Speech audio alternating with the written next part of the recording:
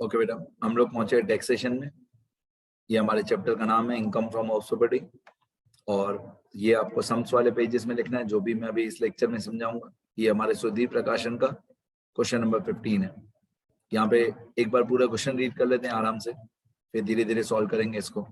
यहाँ पे लिखा है given below are the particulars of house property owned by Shri Raju bhai, municipal valuation, fair rent, standard rent, house Labh, house Shubh, house Amrit. 3 घर हैं इसके राजू भाई के, लाभ, शुभ और अमृत। म्युनिसिपल वैल्यूएशन दिया है, फेयर रेंट दिया है, स्टैंडर्ड रेंट दिया है, म्युनिसिपल टैक्सेस अनपेड दिया हुआ है, पेमेंट फॉर टेनेंट्स एमिनिटीज दिया हुआ है, रिपेयर दिया हुआ है, इंश्योरेंस प्रीमियम दिया हुआ है, interest of previous year 2020-21 on loan taken for construction, 1/5 part of total interest of construction period, year of completion of construction, use of house। Actually ये यूज ऑफ हाउस इनको first line में देना चाहिए था। Self occupied वाला घर exempt होता है, let out for residence taxable होता है, लेट आउट फॉर बिजनेस ये भी टैक्सेबल होता है। मतलब लेट आउट का मतलब होता है कि किराए पे देना, रेंट पे देना। तो लेट आउट फॉर रेसिडेंस वो भी फुली टैक्सेबल होता है, लेट आउट फॉर बिजनेस वो भी फुली टैक्सेबल होता है।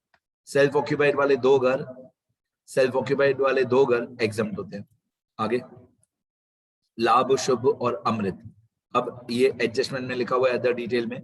House Shubh consisting of 2 separate units and the area is in the ratio of 3:2, 3:2, has been let out to 2 tenants. Monthly rent of unit 1 rupees 4500 and that of unit 2 rupees 3000. Rent of unit 2 is inclusive of charge for tenants amenities. मतलब जो tenants amenities ऊपर question में दिया हुआ था, अगर आपको याद हो, एक जगह पे tenants amenities दिया हुआ था, वो यूनिट 2 में से हमको माइनस करनी है। Rent of unit 2 is inclusive of charge for tenants amenities. मतलब जो टेनेंट्स एमिनिटीज का खर्चा हम लोग माइनस करते हैं, अगर आपको याद हो कहाँ पे माइनस करते हैं, जब हम लोग जीएवी के कैलकुलेशन करते हैं वर्किंग नोट्स में, उसमें स्टेप 2 में एलएचएस में ये माइनस होता है, expense on tenants amenities, GAV step 2 LHS. House Amrit is rented to a businessman on a monthly rent of rupees 2700। मतलब शुभ वाला जो घर है उसके 2 पार्ट्स हैं, शुभ यूनिट 1 और शुभ यूनिट 2। शुभ वाला जो घर है उसके 2 पार्ट्स हैं, यूनिट 1 यूनिट 2, और अमृत वाला जो घर है वो पूरा का पूरा एक ही घर है, उसमें यूनिट्स नहीं है। फिर the tenant who was in position of unit 1 had vacated the house on 31 January 2021 without making payment of last 2 months rent. This unit remained vacant up to 31 March 21। आगे मैं समझाऊंगा सब बहुत डिटेल में। The tenant who was in possession of unit 2 had also vacated the house on 1 March 21. This unit remained vacant up to 31 March 21. Compute the taxable income under the head income from house property for the assessment year 2021-22।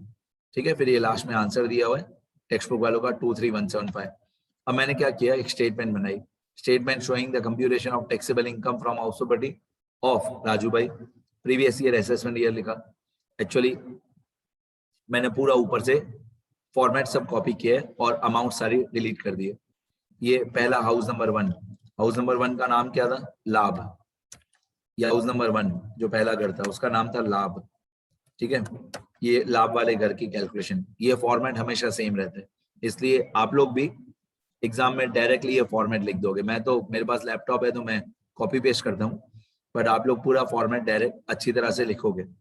और हर question में format यही होता है, पहले gross annual value, less municipal taxes, फिर net annual value, फिर less specific deductions, उसमें A point standard deduction, B point interest on loan of previous year, C point 1/5 of capitalised interest, फिर हमारा टैक्सेबल इनकम फ्रॉम हाउस, कौन सा, लाभ, taxable income from house लाभ। फिर ऐसा ही हाउस नंबर 2 मतलब शुभ।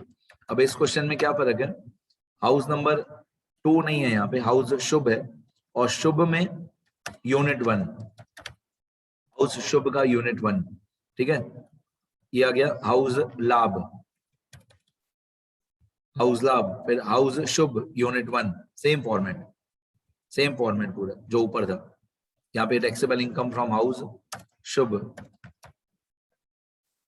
यूनिट 1, हाउस शुभ यूनिट 1। फिर यहाँ पे आएगा हाउस शुभ यूनिट 2, हाउस शुभ का यूनिट 2, ठीक है। वही यहाँ पे नीचे आएगा, taxable income from house Shubh unit 2, right. इसके बाद आएगा हाउस अमृत। यहाँ पे एक और फॉर्मेट मेरे को कॉपी पेस्ट करना पड़ेगा एक बार और। कौन सा घर? अमृत वाला। पहले लाभ हो गया, फिर शुभ यूनिट 1, शुभ यूनिट 2 हो गया। मैं जानबूझ के बैकग्राउंड कलर चेंज कर देता हूँ जैसे आपको दूर से भी दिखे कि कौन सा घर कौन सा है। अभी मैं एक फॉर्मेट और कॉपी पेस्ट करूंगा, ये कंट्रोल सी, ये अमाउंट्स मेरे को मिटानी पड़ेगी, पुराने वाले क्वेश्चन की अमाउंट्स, ठीक है। ये अमाउंट्स मैंने मिटा दी। अब अमाउंट्स कोई भी नहीं होनी चाहिए, पूरा ब्लैंक होना चाहिए।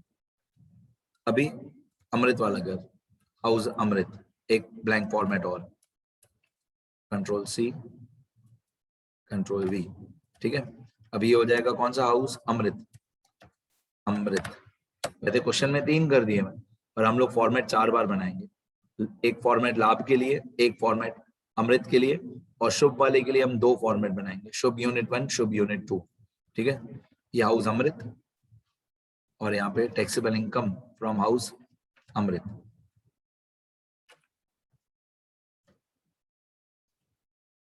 डन। इसका भी बैकग्राउंड कलर चेंज कर देता हूँ जैसे आपको दूर से दिखे।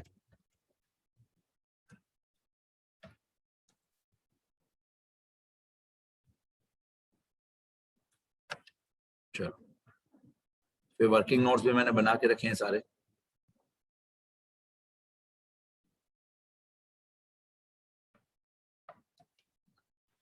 ठीक है। अब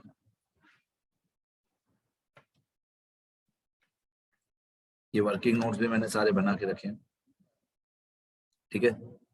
वर्किंग नोट्स में यहाँ पे कौन सा हाउस मैं कैलकुलेट करूंगा?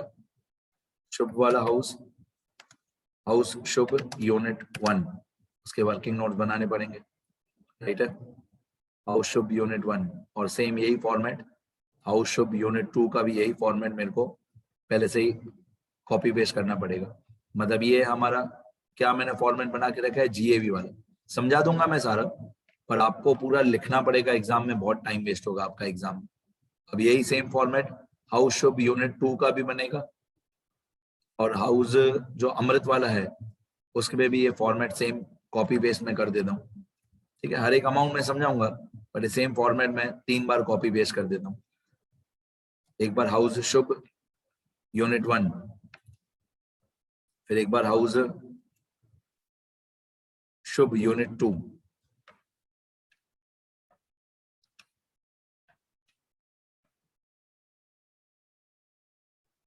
तो मैंने फॉर्मेट कॉपी कर दिया 3 बार। ये हाउस शुभ यूनिट 2 है, इसका ब्लैंक फॉर्मेट, स्टेप 1 2 3 जो जीएवी में होते हैं ब्लैंक है। अभी तो सारी अमाउंट समझाना बाकी है। ये हाउस अमृत जो लास्ट वाला घर था, हाउस अमृत, उसमें यूनिट 1 यूनिट 2 नहीं है, राइट। ये मैंने ब्लैंक फॉर्मेट जीएवी के लिए तीनों का बना दिया।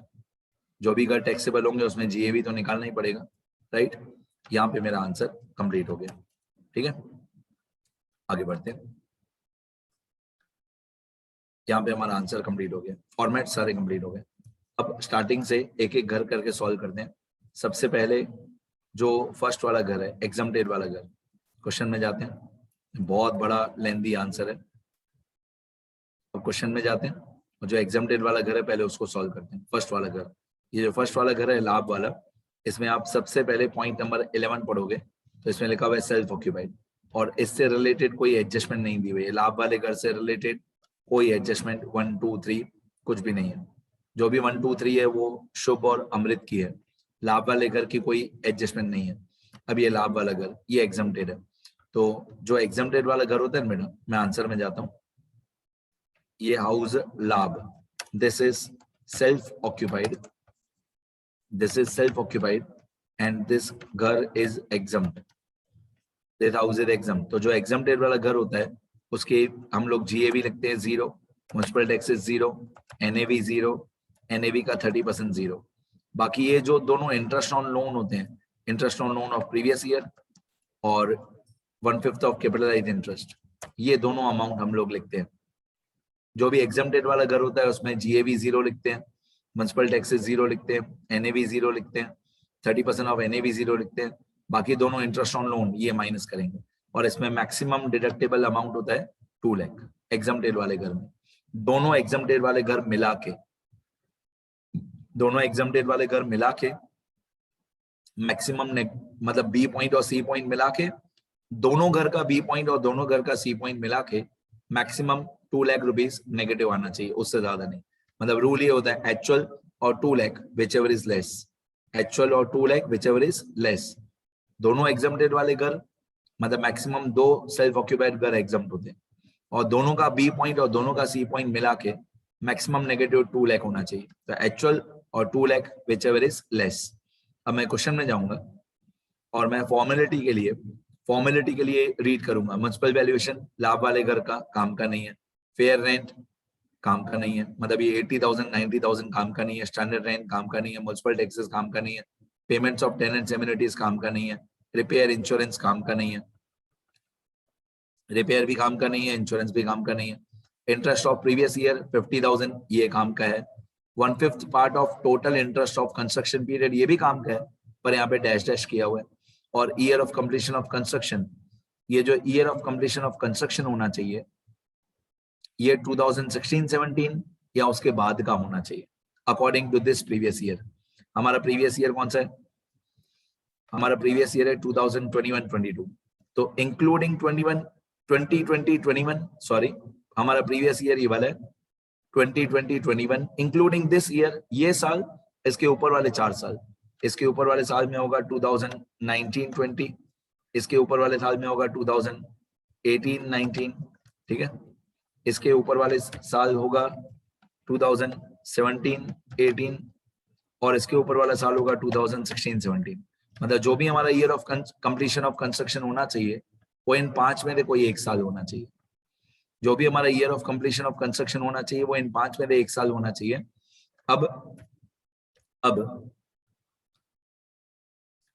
सपोज करो आप ये वीडियो लेक्चर किसी और ईयर में देख रहे हो, तो इंक्लूडिंग प्रीवियस ईयर उसके ऊपर वाले 4 साल, प्रीवियस ईयर को इंक्लूड करो और उसके ऊपर वाले 4 साल को इंक्लूड करो, ठीक है, जिस भी ईयर में आप देख रहे हो, राइट। प्रीवियस ईयर को इंक्लूड करो और उसके ऊपर वाले 4 साल को इंक्लूड करो। मैं ऊपर वाले 4 साल को बोलता हूं, ये ऊपर वाले जो 4 साल हैं इनको मैं बोलता हूं 4 PPY। 4 PPY मतलब 4 इयर्स प्रीसीडिंग प्रीवियस ईयर, मतलब 4 PPY। तो 4 PPY और एक PY, जिस भी साल में आप ये वीडियो लेक्चर देख रहे हो। अगर हमारा year of completion of construction या प्रीवियस ईयर है या 4 PPY में से एक है, तो 1/5 ऑफ कैपिटलाइज्ड इंटरेस्ट हम माइनस करेंगे सारे घर में, ऐसा नहीं लाभ वाले घर में, सारे घर में। तो यहाँ PY होना चाहिए या 4 PPY होना चाहिए, तो 1/5 वाला हम माइनस करेंगे। अब यहाँ पे ईयर ऑफ कंप्लीशन सही है 1920, लेकिन अमाउंट ही डैश है। अगर यहाँ पे अमाउंट होती तो मैं लिखता अमाउंट डैश है, ये 50,000 हमारे काम का है, तो मैं 50,000 नेगेटिव यहाँ पे लिखूंगा 50,000 interest on loan of previous year. बाकी 1/5 वाले में अमाउंट ही डैश डैश है, तो मैं भी डैश डैश कर देता हूँ, ठीक है। अब 0 और 50,000 और डैश, तो टोटल आएगा 50,000। अब ऊपर वाले 0 में से ये 50,000 माइनस कर देंगे। ये जो 50,000 आया ना बेटा, ये जो 50,000 आया, ऐसा 2 सेल्फ ऑक्यूपाइड घर में ये 50,000 यहाँ पे भी ऑब्वियसली नेगेटिव है, तो 0 ये 0 माइनस ये 50,000, तो ऑब्वियसली हमारा आंसर आएगा -50,000। 0 माइनस 50,000 तो -50,000, ये हमारा लॉस हुआ। तो दोनों सेल्फ ऑक्यूपाइड वाले घर जो एग्जम्प्ट होते हैं उसमें ये 50,000 लॉस। अब मान लो इसमें 50,000 है, मान लो एक और घर है जो एग्जम्प्टेड है, उसका नेगेटिव और ये 50,000 नेगेटिव दोनों मिला के 2 लाख रुपीज से ज्यादा नहीं होना चाहिए। मतलब एक्चुअल और 2 lakh which ever is less, यहाँ पे एक्चुअल है 50,000 तो ये 2 लाख से लेस ही है। तो एक्चुअल और 2 lakh which ever is less, खाली एग्जम्प्टेड वाले घर में, हाँ, टैक्सेबल वाले घर में नहीं। टैक्सेबल वाले घर में ये 2 लाख से ज्यादा होगा तो भी चलेगा। एग्जम्प्टेड वाले दोनों घर मिला के एक्चुअल और 2 lakh which ever is less, तो टैक्सेबल इनकम की जगह पे ये हो जाएगा लॉस फ्रॉम हाउस लाभ, लॉस फ्रॉम हाउस लाभ, कितना 50,000। पहला घर कंप्लीट हो गया। अब दूसरा तीसरा बहुत हार्ड है, सुनना ध्यान से। अब ये वाला शुभ वाला घर, यही सबसे हार्ड है। शुभ वाला जो घर है इसमें म्युनिसिपल वैल्यूएशन, फेयर रेंट और स्टैंडर्ड रेंट, ये जो 3 अमाउंट दी हुई है, म्युनिसिपल वैल्यूएशन, फेयर रेंट और स्टैंडर्ड रेंट, मैं इन तीनों अमाउंट्स का, सुनना ध्यान से, ये जो शुभ वाला घर है ना, पहले ये लाइन पढ़ लो आप। शुभ वाले घर का अदर डिटेल में लिखा हुआ है house Shubh consisting of 2 separate units and the area is in the ratio of 3:2। ये 3:2 आप पढ़ लो। मतलब हाउस शुभ में जो यूनिट 1 है उसका रेशियो है 3/5, 3 और 2 5 1, तो 3/5 और 2/5। तो हम लोग क्या करेंगे, जो हाउस शुभ है उसका म्युनिसिपल वैल्यूएशन भी, फेयर रेंट भी, स्टैंडर्ड रेंट भी, इन ये फॉर एग्जांपल ये 75,000 म्युनिसिपल वैल्यूएशन है, ये पूरे घर का है। 75,000 म्युनिसिपल वैल्यूएशन पूरे घर का है, पूरे साल का है। तो मैं 75,000 को डिस्ट्रीब्यूट कर दूंगा। 75,000 मल्टीप्लाई बाय 3/5 उतना यूनिट 1 में लिख दूंगा, और 75,000 मल्टीप्लाई बाय 2/5 उतना यूनिट 2 में लिख दूंगा। मैं करके बता रहा हूँ, 3/5 2/5 म्युनिसिपल वैल्यूएशन। ठीक है, सुनते रहो। मैं क्या करूंगा, पहले तो वर्किंग नोट्स में जाऊंगा। ये वर्किंग नोट्स हमारे, एक मिनट मैं बीच की एक्स्ट्रा लाइंस में डालूं।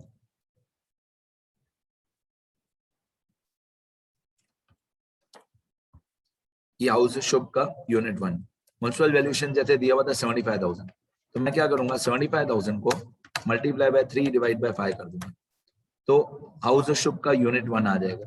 यहाँ पे मैं लिखूंगा 75,000 मल्टीप्लाई 3 डिवाइड बाय 5, तो ऑब्वियसली 45,000 आया। ऐसे ही हाउस शुभ का जो यूनिट 2 होगा, हाउस शुभ का यूनिट 2 होगा, ये पूरा अभी स्टेप 1 2 3 चलेगा, स्टेप 1 2 3, फिर ये हाउस शुभ का यूनिट 2, इसका जो म्युनिसिपल वैल्यूएशन होगा वो 75,000 का 2/5 होगा। तो यहाँ पे मैं लिख दूंगा equal to 75,000 multiply 2 divide by 5।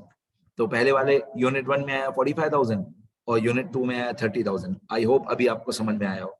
75,000 जो म्युनिसिपल वैल्यूएशन है वो पूरे घर का है, उसमें मैंने 3/5 यूनिट 1 में लिख दिया, 2/5 यूनिट 2 में लिख दिया, मतलब 45,000 और 30,000।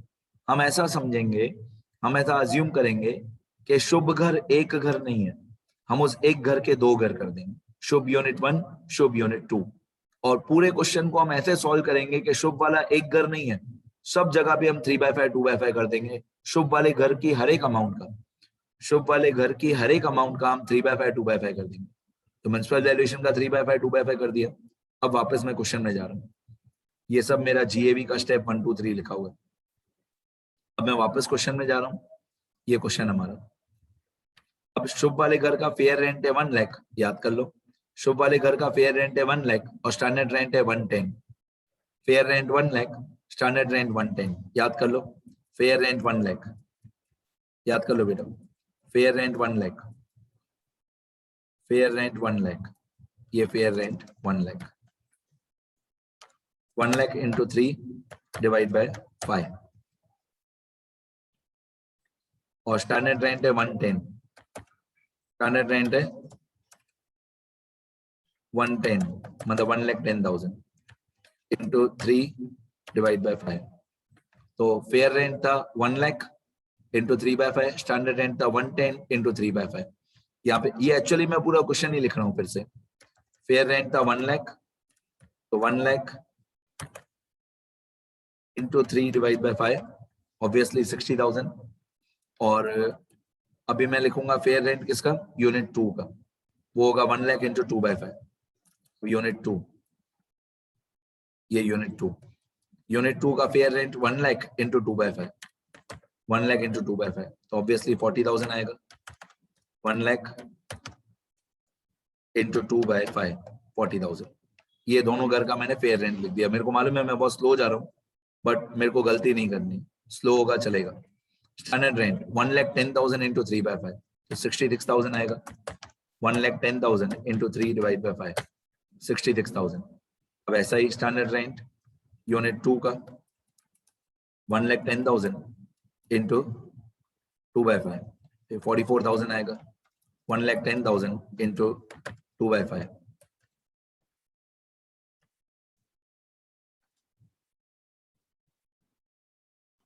44,000। ये तीनों घर यूनिट 1 और unit 2 fair rent, municipal valuation, standard rent सब आ गया हमें। ठीक है, वापस क्वेश्चन में जाते हैं, शुभ वाले घर में देखते हैं और क्या दिया हुआ। अब क्वेश्चन में वैसे शुभ वाले घर में म्युनिसिपल टैक्सेस वगैरह दिया हुआ है, बट अभी जो मेरे को चाहिए वो मेरे को एडजस्टमेंट 1 चाहिए, ये वाला adjustment 1। House Shubh consisting of 2 separate, अभी मैं एडजस्टमेंट 1 2 3 सॉल्व करूंगा, फिर थोड़ी देर के बाद मैं वापस ऊपर जाऊंगा टेबल में। मतलब फेयर रेंट मैंने लिख दिया, म्युनिसिपल वैल्यूएशन लिख दिया, स्टैंडर्ड रेंट लिख दिया। अब adjustment 1, house Shubh consisting of 2 separate units and the area is in the ratio of 3:2 has been let out to 2 tenants. Monthly rent of unit 1 is 4,500 and that of unit 2 is 3,000. बस ये actual rent है, 4,500 और 3,000। Monthly rent, actual rent 4,500 3,000, 4,500 3,000। अब actual rent unit 1 का 4,500 per month, obviously multiply by 12। इसका 3/5 नहीं करना है, ये सिर्फ यूनिट 1 का ही रेंट है 4,500 पर मंथ, तो 4,500 पर मंथ मल्टीप्लाई बाय 12 महीने। ये यूनिट 1 का ही एक्चुअल रेंट है 4,500 पर मंथ, तो 4,500 मल्टीप्लाई बाय 12 54,000। और यूनिट 2 का रेंट है 3,000 रुपए पर मंथ।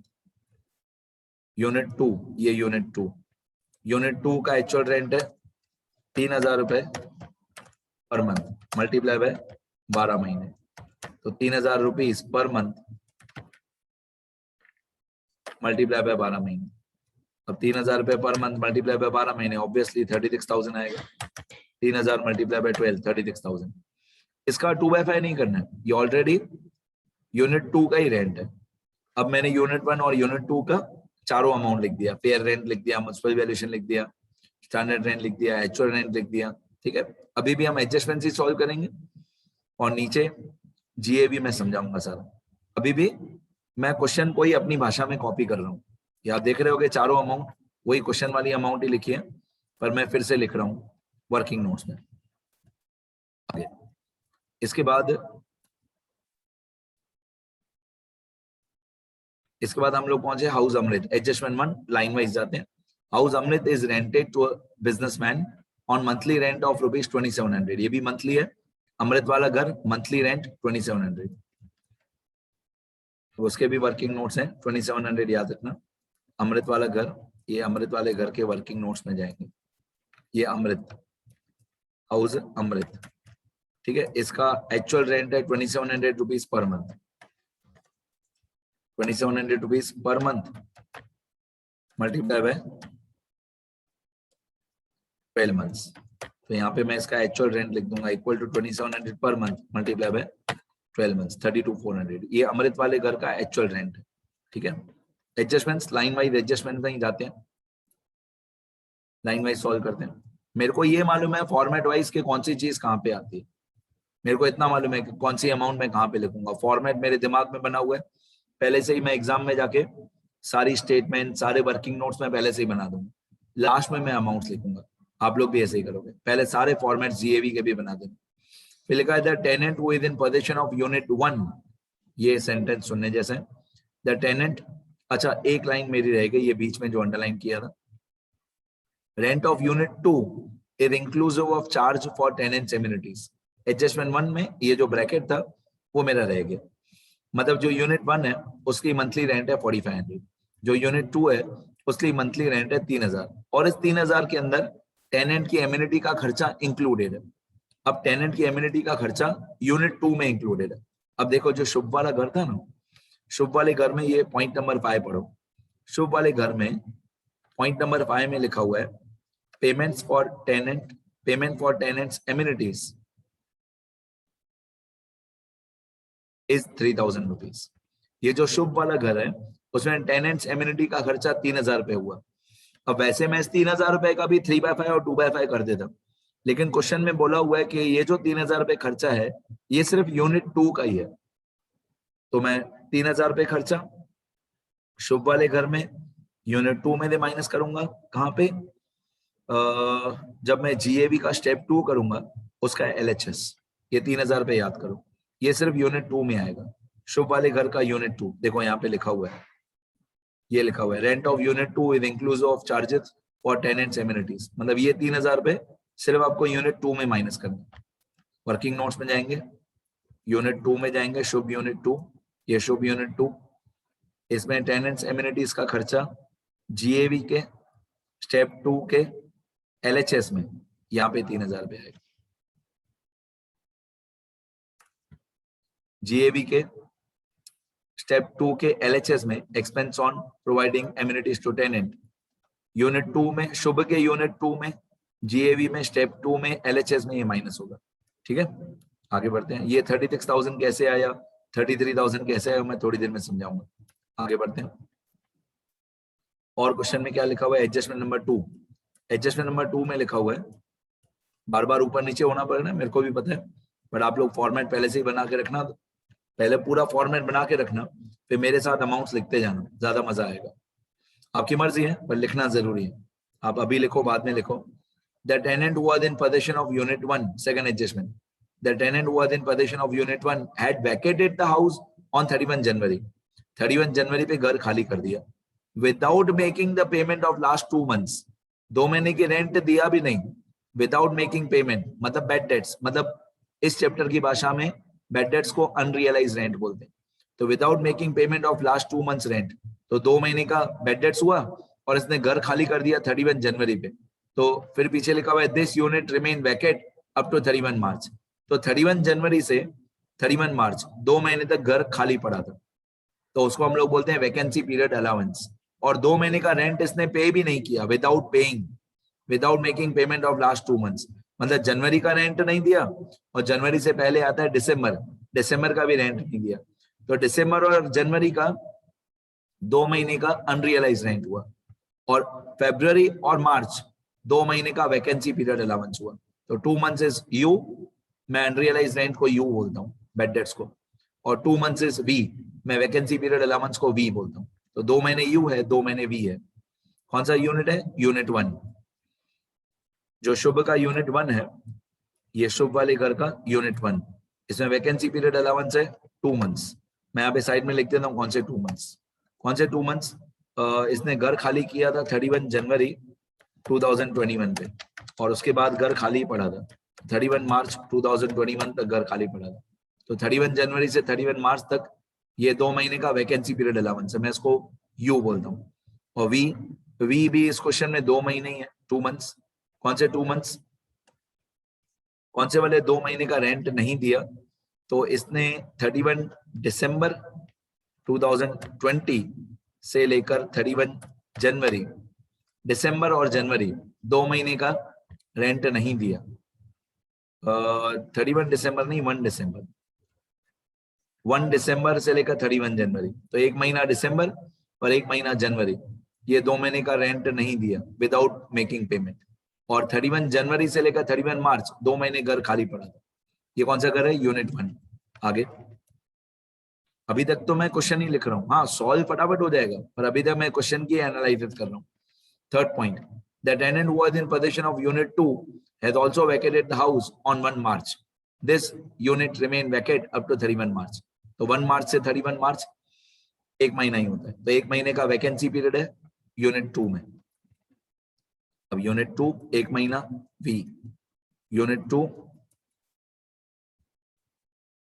2 इसमें 1 महीना वैकेंसी पीरियड अलाउंस 1 मंथ।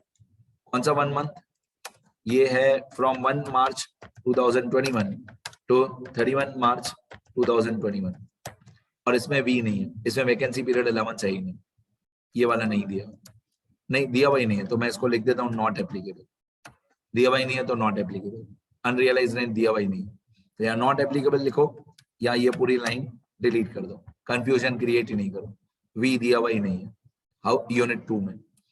चलो आगे बढ़ते हैं। और क्वेश्चन में क्या दिया, पहले क्वेश्चन को कंप्लीट करें। एडजस्टमेंट्स तो हो गई, एडजस्टमेंट 1 2 3 पढ़ लिया हमने, जहां जहां जो इफेक्ट करना था। अभी अमृत वाले घर का, ये जो अमृत वाला घर है ना, इसके भी ये पहले 3 अमाउंट लिख देते हैं वर्किंग नोट्स में। अमृत वाला घर municipal valuation 30, fair rent 36, standard rent 39, 30 36 39, municipal valuation 30, fair rent 36, standard rent 39। कौन सा घर, अमृत वाला। चलो ध्यान देना, अमृत वाला घर 30, 36, 39,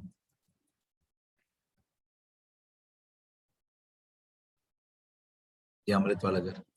म्युनिसिपल वैल्यूएशन 30, इसमें यूनिट 1 यूनिट 2 नहीं है। म्युनिसिपल वैल्यूएशन 30, फेयर रेंट 36 और स्टैंडर्ड रेंट 39, इसमें यूनिट 1 यूनिट 2 नहीं है। ये अमृत वाले घर का भी वर्किंग नोट्स लिख दिया। अब ऊपर जितनी भी क्वेश्चन में पॉइंट्स बाकी हैं, सुनो ध्यान से, अब क्वेश्चन में जितनी भी पॉइंट्स बाकी हैं वो बाद में सॉल्व होंगी। एडजस्टमेंट 1 2 3 मैंने अभी तो वर्किंग नोट्स में लिखना शुरू किया है। अब देखो, ये म्युनिसिपल टैक्सेस, ये स्टेटमेंट में आएगा। रिपेयर और insurance always no entry, repair और इंश्योरेंस कभी भी किसी भी क्वेश्चन में काम का नहीं है। हाउस नंबर, हाउस लाभ, शुभ, अमृत, कहीं पे भी रिपेयर और इंश्योरेंस काम का नहीं है। इंटरेस्ट काम आएगा स्टेटमेंट में, म्युनिसिपल टैक्सेस काम आएगा स्टेटमेंट में, 1/5 ऑफ इंटरेस्ट ये भी स्टेटमेंट में काम आएगा। तो अभी हम क्या करते हैं, फिलहाल के लिए ये सारी अमाउंट्स को छोड़ते हैं, पहले वर्किंग नोट कंप्लीट करते हैं। म्युनिसिपल वैल्यूएशन हो गया, फेयर रेंट हो गया, स्टैंडर्ड रेंट हो गया, जीएवी में ये तीनों काम आएंगे, जीएवी में, और एक्चुअल रेंट वो हमने यहां से नीचे दे देखा। अब पहले में हाउस कौन सा, शुभ, शुभ यूनिट 1, उसका वर्किंग नोट बता रहा हूं। ये हमारा शुभ यूनिट 1 है, इसका वर्किंग नोट। तो कैलकुलेशन ऑफ जीएवी, जीएवी का स्टेप 1, स्टेप 1 में 60,000 और 45,000 एलएचएस में आएगा। मेरे कहने का मतलब है फेयर रेंट और म्युनिसिपल वैल्यूएशन एलएचएस में आएगा, 60 और 45। ये शुभ यूनिट 1 है, ये 60 और 45 मेरा ऑटोमेटिक सॉल्व हो गया, क्योंकि मैंने कुछ ऐसे फॉर्मूला लगा के रखे हैं। ठीक है, अगर सीखना हो कि ये ऑटोमेटिक कैसे फॉर्मूला लगाते हैं, मेरे को फोन करना, नंबर ऊपर आपको मैंने बहुत बार दिखा दिया, नंबर याद करो, मैं बहुत काम का इंसान हूं। तो फेयर रेंट और म्युनिसिपल वैल्यूएशन 60 और 45, ये स्टेप 1 के एलएचएस में लिखा 60 और 45। इन दोनों में से जो बड़ी अमाउंट हो 60 और 45 में दे, वो हमारे काम की है। तो 60 और 45 में दे बड़ी अमाउंट कौन सी है, 60, राइट। फिर आरएचएस में हमको चाहिए स्टैंडर्ड रेंट, स्टैंडर्ड रेंट है 66, ये आरएचएस में लिखा स्टैंडर्ड रेंट 66, ये एलएचएस में 60 या 45, दोनों में से जो बड़ा हो, तो दोनों में से बड़ा है 60, आरएचएस में स्टैंडर्ड रेंट 66। अब इस 60 में थे और इस 66 में थे, दोनों में से जो छोटा हो, 60 या 66 में से छोटा कौन सा है, 60। यही हमारा आंसर है इस पर स्टेप 1 है, lower of LHS and RHS. यही हमारा आंसर है इस पर स्टेप 1 है, यही एक्सपेक्टेड रेंट है 60,000, मतलब ये 60 और ये 66, दोनों में से जो छोटा हो 60,000, ये हमारा आंसर है इस पर स्टेप 1। यही 60,000 स्टेप 2 के आरएचएस में आता है 60,000। अभी स्टेप 2 का एलएचएस, स्टेप 2 के एलएचएस में एक्चुअल रेंट रिसीव्ड और रिसीवेबल, देखो ये रहा 54,000, एक्चुअल रेंट रिसीव्ड और receivable 54,000। Step 2 LHS, actual rent received और receivable 54,000। Expense on tenant amenities, ये यूनिट 1 है, यूनिट 1 में कोई एक्सपेंसेस नहीं थे, यूनिट 2 में थे 3,000 रुपए, यूनिट 1 में कोई एक्सपेंसेस नहीं थे, तो 54 माइनस 0 बाकी 54। अब हमारा यू और वी, यू और वी अनरियलाइज रेंट और वैकेंसी पीरियड अलाउंस। अब मैं यहाँ पे लिख देता हूं less you, you for unrealise rent, you for unrealised rent. अब अनरियलाइज रेंट जो होता है ना, वो हम इस पे निकालते हैं ग्रॉस रेंट पे, और वैकेंसी पीरियड अलाउंस होता है ना, वो इस पे निकालते हैं नेट रेंट पे। अभी आपको लगेगा सर दोनों सर सेम ही तो है, 54 नहीं, कभी कभी एक्सपेंसेस वाली पॉइंट आएगी, यूनिट 2 में ही आएगी, तो सब गलत हो जाएगा। तो जैसे मैं बोल रहा हूँ वैसे ही करना। यूनिट 1 में 2 महीने का वैकेंसी पीरियड अलाउंस था, 2 महीने का, तो जो यूनिट 1 में 2 महीने का यू था, 2 महीने का वी था, तो यू किस पे निकालते हैं, यू ये ग्रॉस रेंट पे निकालते हैं इस 54,000 पे। तो 54,000 मल्टीप्लाई बाय कितने महीने, 2 महीने। कौन से 2 महीने, ये यहाँ पे लिखा हुआ है हमारा, ये रहा यू 2 मंथ्स, ये वाला अनरियलाइज्ड रेंट 2 मंथ, दिसंबर और जनवरी। तो 54,000 multiply by 2 upon 12, 54,000 multiply by 2 upon 12, इस तरीके से हमारा यू की अमाउंट आ जाएगी।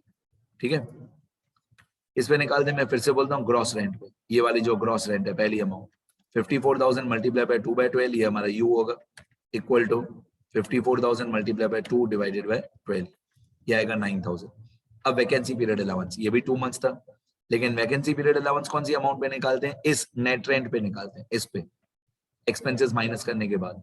तो ये 54,000, कौन सा वाला, ये ब्लू वाला, देखो फॉर्मूला लगाए हुए, ये वाला 54,000। इस 54,000 पे 2 मंथ्स क्वेश्चन में लिखा हुआ था वो, तो 2/12, तो 54,000 मल्टीप्लाई बाय 2/12, ये भी 9,000 आया, यू भी 9,000 आया, वी भी 9,000 आया। अब इस 54,000 में से यू और वी दोनों माइनस कर दो, तो 54,000 -9 तो बाकी बचा 36,000। ये 36,000 हमारा स्टेप 2 का LHS है। अभी तक यूनिट 1 ही चल रहा है हमारा, शुभ यूनिट 1। स्टेप 2 का LHS 36,000 और RHS कितना था, RHS था 60,000। अब LHS 36,000 छोटा हो गया। अब अगर LHS स्टेप 2 का छोटा हो गया 36,000 और RHS बड़ा है 60,000, तो स्टेप 3 करना पड़ेगा। Here LHS of step 2 is less than RHS of step 2, so step 3 will be done. ये 36,000 बेटा छोटा हो गया ना, 36,000 अगर बड़ा है किससे, इस 60,000 से। अगर LHS बड़ा है, अगर यहाँ पे मान लो अमाउंट होती, मान लो यहाँ पे अमाउंट होती 70,000, 70,000, तो वही हमारा GAV है। मान लो यहाँ पे LHS में 70,000 होता, तो 60,000 से बड़ा है, तो यही GAV हो जाएगा, फिर स्टेप 3 नहीं होगा। लेकिन अगर ये 36,000 छोटा है 30,000 से, तो स्टेप 3 करना पड़ेगा। ठीक है, 36,000 छोटा है तो स्टेप 3 होगा। फिर स्टेप 3 में भी 3 पार्ट्स होते हैं। एक होता है step 3A when only U is given, एक होता है step 3B when only V is given, और एक होता है step 3C when U and V both are given. तो इस क्वेश्चन में स्टेप 3C होगा, इस क्वेश्चन में स्टेप 3C होगा। Here U and V both are given। ये ऊपर वाला कॉपी पेस्ट किया हुआ है इसलिए मेरे को थोड़ा चेंज करना पड़ेगा। Here U and V both, here U and V both are given, so step 3C will be done। अब यहाँ पे मैं 3B की जगह 3C करूंगा। उल्टा दोनों दिए हो ना बेटा ज्यादा अच्छा, अगर U and V दोनों दिए हो तो ज्यादा इजी होता है। तो LHS पूरा मैं डिलीट कर दूंगा, LHS काम का ही नहीं, पूरा LHS मैं डिलीट कर दूंगा, ये हमारे काम का नहीं है। LHS डिलीट, पूरा LHS मैंने डिलीट कर दिया। ठीक है, और RHS में जो आंसर एज पर स्टेप 1 था 60,000, उसमें से सिर्फ V माइनस कर दो। V था हमारा कितना 9,000, RHS में दे जो 60,000 था उसमें से सिर्फ V माइनस कर दो 9,000 बस। अगर if U and V both are given, rule याद करो बेटा, if U and V both are given then आपके RHS में दे सिर्फ V माइनस कर दो बस। LHS में कुछ देखना ही नहीं है, LHS हमारे काम का ही नहीं है। If U and V both are given then RHS में दे, मतलब आंसर एज पर स्टेप 1 में दे V माइनस कर दो। Vacancy period allowance, vacancy period allowance, तो RHS था हमारा 60,000, आप ऊपर जाके देख सकते हो, ये RHS था हमारा 60,000, ये स्टेप 2 है। इसमें दे V वाली अमाउंट माइनस कर दो, V वाली अमाउंट ये 9,000, तो 60,000 में दे 9,000 माइनस कर दो, बाकी 51,000 आया। फिर कुछ भी लेस या मोर नहीं, बस ये 61,000 आया, यही हमारा आंसर है, यही हमारा GAV है, कुछ भी लेस या मोर नहीं। तो स्टेप 3C क्या होता है, when U and V both are given, तो 3C होता है।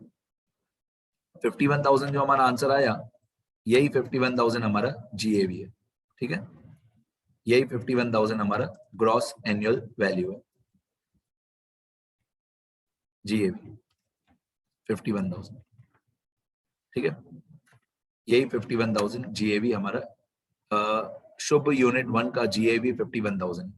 अब हम इसको स्टेटमेंट में लेके जाएंगे और इसमें दे टैक्सेस और वो 30% ऑफ NAV वो सब माइनस करेंगे।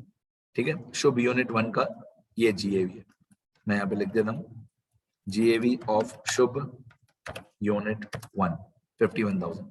ठीक है, अब मैं ये वीडियो लेक्चर मैं यहीं पे एंड कर दूंगा, बाकी मैं नेक्स्ट वीडियो लेक्चर में लूंगा जितना भी रह गया। 50% हो गया, 50% बाकी। ठीक है, नेक्स्ट वीडियो लेक्चर में लेंगे बेटा जितना भी रह गया। अभी कुछ लिखना नहीं क्योंकि मैं चेंजेस करूंगा बहुत सारे, नेक्स्ट वीडियो लेक्चर में मैं सम कंप्लीट करूं फिर लिखूं।